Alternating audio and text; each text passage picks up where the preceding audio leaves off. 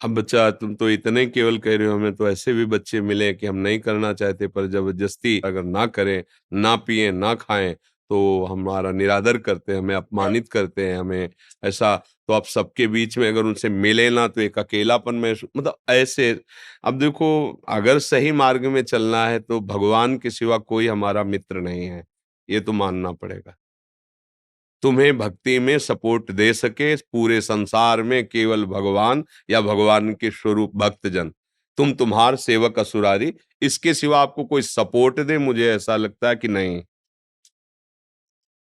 क्योंकि यहाँ छल कपट और स्वार्थ का, वासना का बोलबाला है। तो थोड़ा आपको सपोर्ट करने की चाल चलेगा और आपसे अपने स्वार्थ की पूर्ति चाहेगा। पाए जान जगत में सब जन, कपटी कुटिल कलयुगी टंच, मेरी सो भैया कृष्ण गुण संच। महाप्रभु हरिवंश चंद्र जो कहते हैं, कोई भी तुम्हें प्रेम करेगा तो कपट से करेगा, सच्चा प्रेम तो केवल गोविंद करते हैं।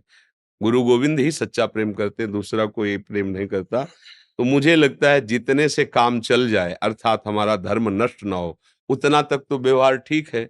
क्योंकि आप विद्यालय में हो या किसी कार्य क्षेत्र में हो, ऑफिस में हो, ऐसा नहीं हो सकता कि वहां तुम उदासीन बन करके मौन रह सको। मान लो आपसे बड़ा ऑफिसर है, आप उसकी ड्यूटी में हैं, वो आपसे बात कर रहा है तो आपको बात भी करना है। पर जितने में हमारा धर्म नष्ट ना हो उतनी सीमा तक तो है। इसके बाद फिर नौकरी क्या प्राण भी छोड़ना पड़े तो हम प्रभु को नहीं छोड़ेंगे, धर्म को नहीं छोड़ेंगे। ऐसी निष्ठा रखनी चाहिए कि अगर कोई हमारे प्राण भी हरण करे तो हम अपने धर्म को नहीं छोड़ेंगे। हम नौकरी के लिए अपना धर्म नहीं त्याग देंगे। ऐसी विद्या क्या जो अविद्या का विस्तार कर दे, काम क्रोध आदि की वृत्तियां बढ़ा दे, व्यसन बढ़ा दे, माता पिता का निरादर करना सिखा दे, ये तो घोर अविद्या है। जब आप मनमानी आचरण करोगे तो माता पिता को स्वयं निरादर हो जाएगा। आप उनकी आज्ञा का पालन नहीं करोगे। शास्त्र और ऋषि मुनियों का, महात्माओं को स्वयं निरादर हो जाएगा, क्योंकि आप उनकी आज्ञा का पालन नहीं करोगे। तो वो क्या साथी हुआ, वो क्या विद्या हुई, वो क्या सत्कार्य हुआ। इसलिए बहुत विवेक की आवश्यकता है। अब ये गलतियां तो ऐसी हो रही हैं, जब हम नए नए बच्चे जैसे मिलते हैं ना, फिर अपनी हालत जब बताते हैं तो जी घबरा जाता है।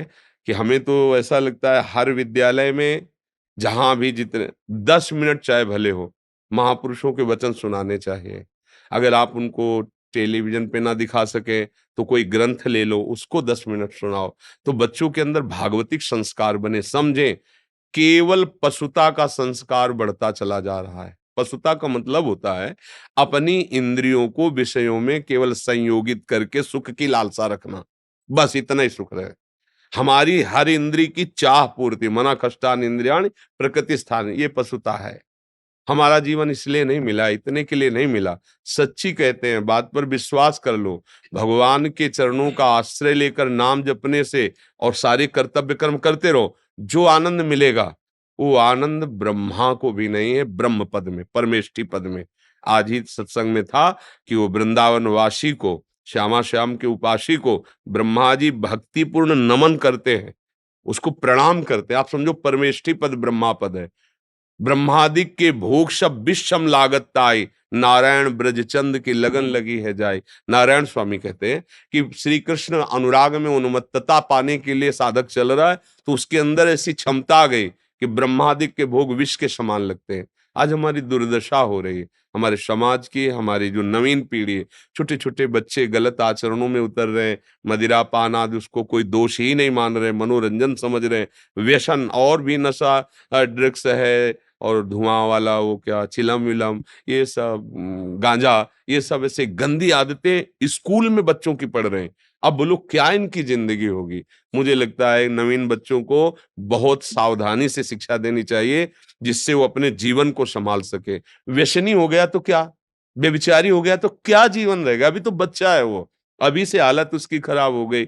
इसलिए आप सब बच्चों से, भाई बहनों से प्रार्थना है, अपने आप को बचाओ और दूसरों का ऐसा संग करो जो तुम्हारे सतमार्ग में लाभदायक हो। अन्यथा फिर भगवान के सिवा कोई सहारा नहीं। उन्हीं का आश्रय लो और पढ़ाई पढ़ो और एकांतवास करो अपने माता पिता की संरक्षण में, जहां सुरक्षित। आज का समय नहीं रह गया।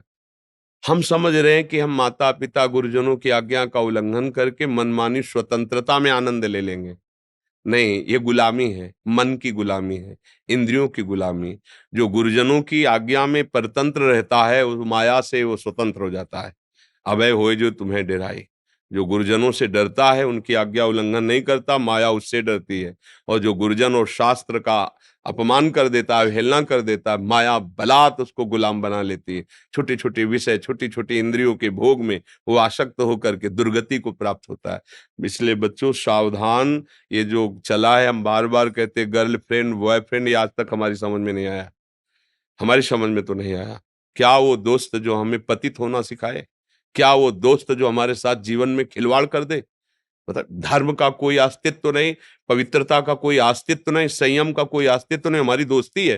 भाई क्या ये दोस्ती है? और इसी का दुरुपयोग होता है।